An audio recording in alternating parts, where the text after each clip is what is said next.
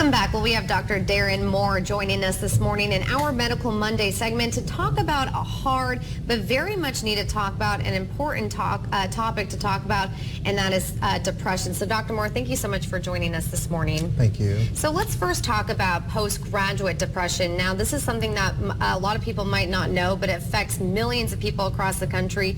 Tell us first what that is and exactly what are, how common is to have postgraduate depression. Yes, postgraduate depression is actually a major issue. You think about so many people who have all these dreams and aspirations about what they will do when they go to school and graduate. They may plan to start their own business, they may plan to get an internship, they may plan to start a family.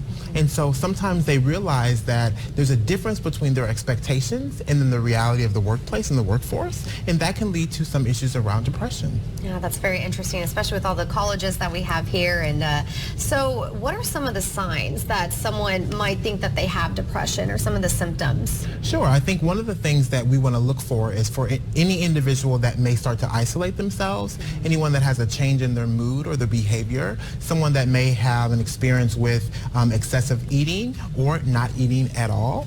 Sometimes we have people who are quick to establish anger within a relationship, and someone who is always sad.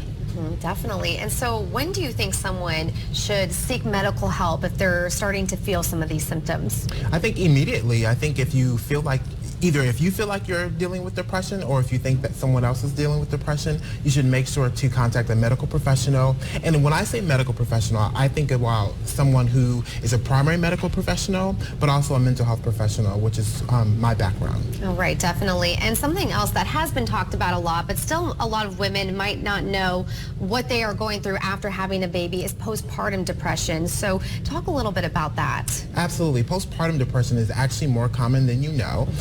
And one of the issues is that we don't really have a lot of knowledge around how people experience pregnancy and then their life after pregnancy. So one of the things, as I mentioned, similar to postgraduate depression, is that a person can have a child and they can have these ideas about what that's going to look like. And then once they have that child, they may have an issue with connecting or bonding with that child. They may have an issue with even breastfeeding is a huge issue, right?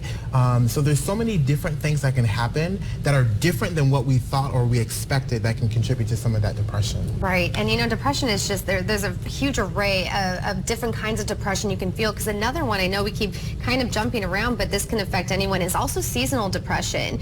And talk a little bit about that, and vitamin D, something like that. Could that help someone that's experiencing depression, especially something like seasonal depression? Yes, seasonal depression is definitely something that some people experience. Some people experience it more commonly depending on where they live in the geographic location, but it definitely can be something that can be a struggle for some individuals. I have heard that some people utilize vitamin D. There's so many other things that people use based on their perspective, if they're into holistic or vitamins.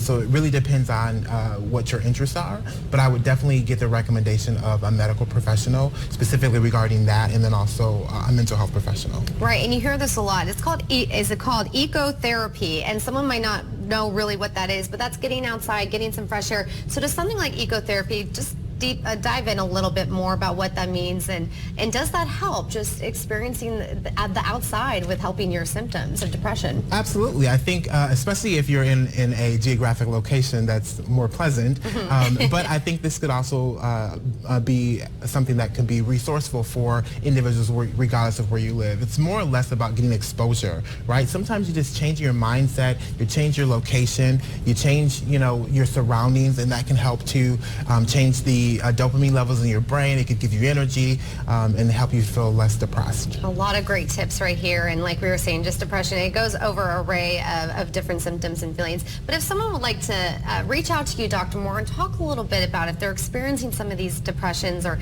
symptoms, how can they reach you? Yeah, you can definitely reach me. I'm located on Facebook and social media at Dr. Darren D. Moore. I also own a practice here, I Am More LLC, which provides counseling and consulting for individuals, couples, and families, a lot of which may be related to depression and anxiety and other mental health issues. And one of the things I would say, whether you come to me or anyone else, is that, you know, you have to be honest with yourself and honest with at least one other person. And that is a person that you can trust to say, hey, you know what, this is how I feel, this is what's going on for me. Do you think I should talk to someone and get some assistance? Because we always think that depression looks like something. And we often find out that those people that often commit suicide or have other issues, we never see the signs and symptoms because there is not a set sort of way to identify someone that's depressed.